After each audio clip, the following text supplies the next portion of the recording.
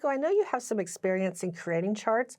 I'd like to show you how to add some chart elements to make them easier to interpret. Great. We have just the default chart that we've created from the department budget data. So we're going to go in and make some changes to it. Let's look at the chart title. That's on there by default, but clearly the text doesn't help us out at all. So let's click on it one time. And let's just type in departmental budgets. Why did it appear in the formula bar? Unless you actually selected the words chart title in the box, you won't see it there until you hit enter. Now if you hit enter, you'll see it appear. Perfect. On the Chart Design tab on the ribbon, the very first button on the left says Add Chart Element. Go ahead and click there.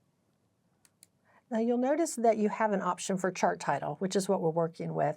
You could take that text box and click and drag it around or even delete it, or you could place it using this menu. So go down to Chart Title. If you wanted to turn it off, of course, you would choose None. Right now the setting is above the chart. I just want you to see what it looks like when you do a centered overlay. That's going to move it down onto the chart area a little bit. I think I'd like it back above the chart. You could either undo that, or of course you could go back to Add Chart Element, Chart Title, and put it above chart. Okay. In addition to the chart title, you can add titles to both of the axes as well, in this case the horizontal and vertical axis. So let's go back to Add Chart Element. Let's go down to Axis Titles. And we'll do the horizontal first.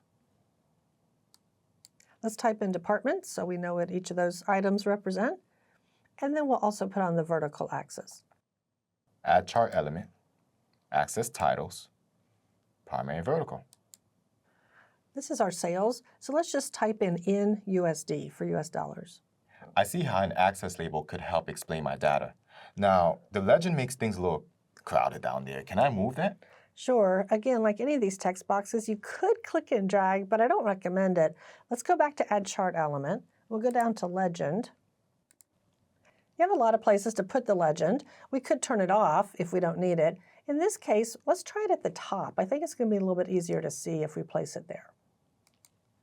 You're right. It's much better.